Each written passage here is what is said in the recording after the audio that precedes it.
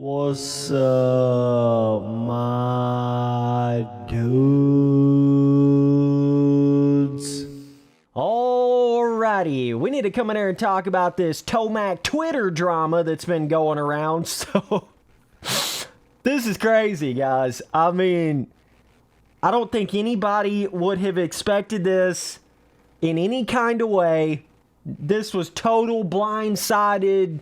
Nobody in the industry expected Tomac to tweet something like this after not tweeting for like 2 or 3 years, okay? So I first heard about this in my live stream from yesterday. Somebody said in the chat that, oh, damn, Tomac finally tweeted something. In fact, he actually replied to a tweet. So if you're trying to look this up on Twitter, you actually have to go to Eli Tomac's replies. It's not just going to be right there on his front page, okay? But basically, this is what happened, all right? So, Adam Cianciarulo originally tweeted, watching some old Tomac footage, maybe the most underrated skill he has is the fact that he doesn't give one single shit about roost. Guy can eat rocks for 35 minutes completely unbothered, 50-foot wide straightaway, and he's on the back tire like he likes it, with the laughing emoji, okay? Which is kind of like complimenting Tomac, like he can eat roost, he's bad to the bone, he can take that roost, okay? So then Zach Osborne swoops in here and replies to that and says, that's funny, because I felt like this was one of his major weaknesses when I raced him. I felt like the more I roosted him, the better chance I had at beating him. It was my last line of defense at WW Ranch in 2020, and it worked. First of all, who the hell is Zach Osborne to say anything about Eli Tomac? I don't know. I can't figure that one out. Just totally out of place, totally wrong kind of thing to say from a guy like Zach Osborne. Like, oh my God. So anyways, then Eli Tomac replies to that and says, ha, exclamation point. This is the fakest news point of view I've seen in some time. That's like saying most of my wins have ridden on the coattails of being a quote-unquote whole shot artist. Okay? So if you don't really understand what happened here or what any of this shit means, okay, I'll explain it to you. So basically it's like Cianciarulo complimented Tomac by being able to take roost. Okay, Zach Osborne chimes in and tries to act like he was able to hold back Tomac by roosting him or something. I don't know what the fuck. It's like Osborne is trying to make it sound like he had a leg up on Tomac. Bro, you did not have no leg up on Tomac. You might have been able to beat him at a WW Ranch in 2020, but what? That's like one of the only times you beat Tomac? I don't even know, but I mean, it's like, bro, first of all, Tomac is known as a bad starter that can come from the back and get to the front. So if he couldn't handle roost, then he wouldn't have all the wins that he has. That's basically what Tomac is saying here. It's like, bro, you're basically trying to say that I can't handle roost. Like, that's like saying all of my wins only came from me being really good at getting hole shots, which is obviously, if you know Tomac's career, it's literally the opposite of that. Tomac didn't really become that good of a starter until he got, like, basically on that Star Yami Hall, okay? But Tomac, he was known for that, coming from the back of the pack, okay? So basically the moral of the story here is it's like Osborne didn't think that Tomac was going to come out of the woodwork and even see any of this, or certainly not respond to it or reply to it or anything like that. So it's your classic case of, it's basically like Zach Osborne said this thinking that there would be no consequences, no repercussions, no nothing. Almost like I can pretty much just shit on Tomac here real quick, like he can't really handle roost. And that one time in that one motocross championship that I happened to win, oh man, I got him, bro. I roosted him and it worked. It's just such an idiotic thing to even like, bro, no. The roost was not the thing that was stopping Tomac at that time. If you don't remember, that was that year where Tomac was on his way out on the Kawasaki. You know, it was like right there in between when Tomac won the three motocross championships in a row. You know, Osborne. You know, Tomac, that guy that's like, what is he, like third all time in Supercross wins in the 450 class? 3 moto championships in a row in the 450 class. Osborne, you are not the guy. You are not the guy to be able to even dream of saying something like that. You're just not. It would be one thing if Osborne said something like, you know, Dylan Ferrandis, you know, can't really handle roost or whatever, you know, or I feel like roost is Dylan Ferrandis' major weakness or whatever, but you can't say that about Tomac. You got to be real careful about what level of rider that you try to talk about what their weakness was and shit like that. You just can't do that, man. Like, and that's basically Tomac. I mean, Osborne, bro, it takes a lot to get Tomac to tweet after not tweeting for like 3 years. It takes you saying something pretty idiotic to even make that happen. So, I mean, that just kind of goes to show you everything that you need to know right there. But it's just, it's weird. I really don't understand this. It's like, Osborne, bro, like, Tomac is a legend. You are a one-time asterisk 2020 450 champion with 3 less rounds than it should have been, and then you didn't go on to do anything else. So it's like Osborne, you know, Osborne's peak is just getting that one 450 championship, and then he's done. He's retired, right? That's Osborne's peak career. The majority of Osborne's career was all burn up overseas, and then he came over, and obviously he was, you know, pretty good in the 250 class, had that really awesome race against, you know, Joey Savacci. We all remember that, but like, you are kidding yourself if you think Osborne has had a really successful 450 career. You are straight kidding yourself, bro. No. That's not how it is. And it just seemed, something about Osborne's tweet just, it like makes me get this impression that Osborne somehow thinks he was on like a better level than Tomac, or he's on the same level as Tomac or something like that for you to say anything like that. I mean, you just wouldn't say that unless you thought that.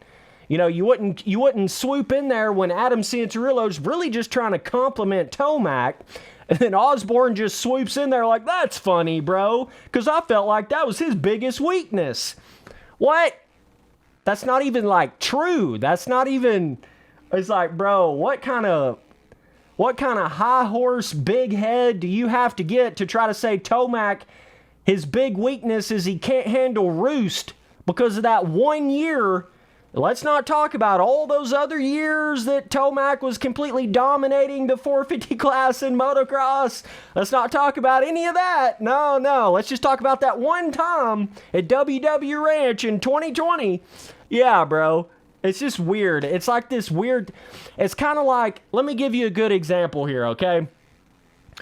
There's been a lot of races where, you know, Tomac's had a bad start or a bad race, or you don't even necessarily have to talk about Tomac crashing or whatever, but just, you know, some of them races where he's gotten a 7th in a Supercross main event, or, you know, a 8th in a pro motocross moto or something like that. It's like, it would be like whatever those individuals that finished better than Tomac in one of those particular races, it would be like those individuals coming out and saying something like, well, I beat Tomac in that one race back in, you know, 2020, and then so that means he had a weakness and I was able to beat Tomac. Like, you just wouldn't say that. You wouldn't say those kind of things. You know, there's been times where Adam Cianciarulo has beat Tomac. There's been times where a lot of those guys have beaten Tomac.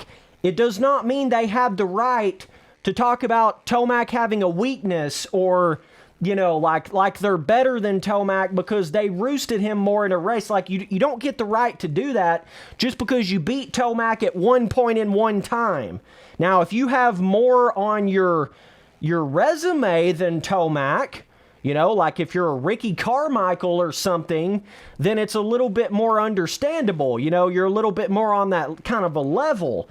But see, Carmichael would never say something like that about a Tomac. But let me give you a better example. Like maybe, let's see, maybe like a Ryan Dungey or something, you know?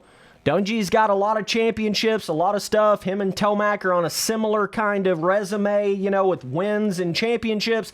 It'd be like Dungey coming out and saying, well, you know, I roosted Tomac and it worked, you know, back in 2018 or something. That would be okay because Dungey is actually somewhat, you know, on that same kind of caliber. I hate to break it to you, Zach Osborne, but Eli Tomac is at least 5 levels higher than you. At least. We're talking like 6 or 9 levels higher than you, bro. I know you got that one motocross championship in the weird time where there was less rounds and it's asterisk and all that. I get it. But like, bro, you weren't really about it on a 450. You barely even had a 450 career.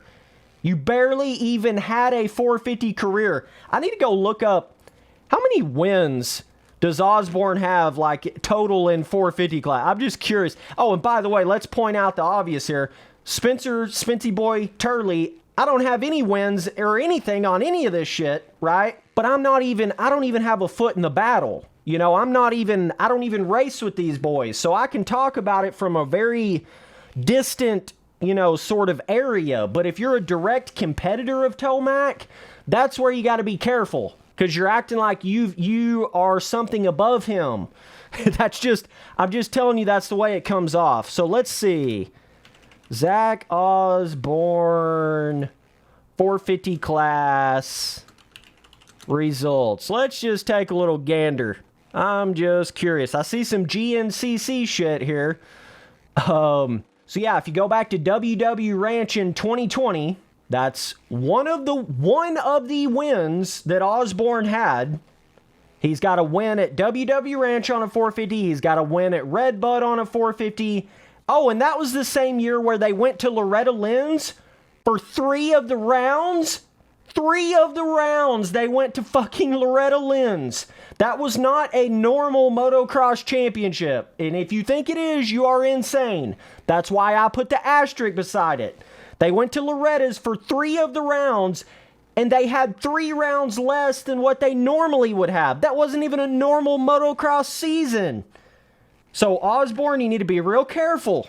You need to be real careful, because if we want to really get to digging into that. So, Osborne won 2 of the Loretta Lynn's Nationals that year. He got first place at 2 of those. Okay, so they're literally racing on an amateur track, all right? I'm just having a hard time believing that had that been a normal 450 motocross championship with the normal amount of rounds, the normal amount of motos, and they went to all the different motocross tracks instead of Loretta Lynn's 3 times, I'm having a hard time believing that Osborne would have still won that championship. I'm just saying. That was one of those weird years where it could allow somebody that wouldn't have normally won a 450 championship, okay? That's all I'm trying to say. But anyways, okay, so yeah, Osborne won at Loretta Lynn's twice in 2020. He won at Red Bud and then WW Ranch. So he had 4 450 wins in motocross. All right? I'm looking down through here. He did get a win at Salt Lake City 7 in Supercross. All right. So he did get that. But I don't see another single win in 450 motocross. Looks to me like 2020 was the only year that Zach Osborne had any wins in 450 motocross, and he only got 4 of them, and 2 of them was at Loretta Lynn's. Osborne, you need to settle the fuck down, bro.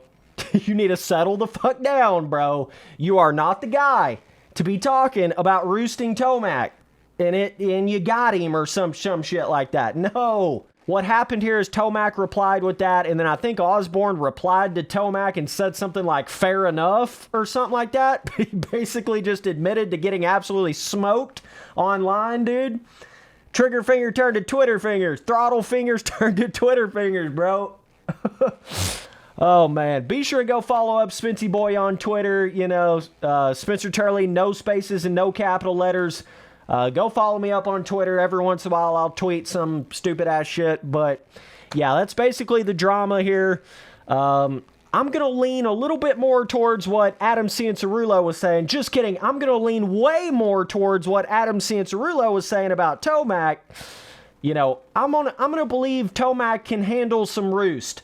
I'm going to believe that, you know, Tomac being not that good of a starter for probably 90% of his career, I'm going to lean more towards the side of Tomac can handle some roost, not Tomac's major weakness is that he can't handle roost because Osborne beat him in that one race. Bro, that's when you know an individual didn't really succeed that much in their career, when they want to bring up one moment in one race in one championship against a guy that has obviously done way the hell more than that in their career. That's how you know when somebody's, I don't know if you want to call it jealous. It's just, but it's like Osborne he's, you know, hanging his hat on this, like, I beat Tomac in WW Ranch in 2020 because I was roosting him and he couldn't take it.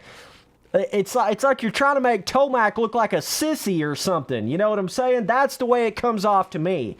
You know, I don't know if Osborne was really meaning it that way, but I'm just telling you that's what it looks like. That's what it seems like. Okay? So anyways, Spency Boy hitting you with that real talk. You know what it is, dog. Tomac the dog coming out, bro. Woo woo. Osborne, you got to be a little more careful with what you're tweeting, bro. That's all I got to say, bro.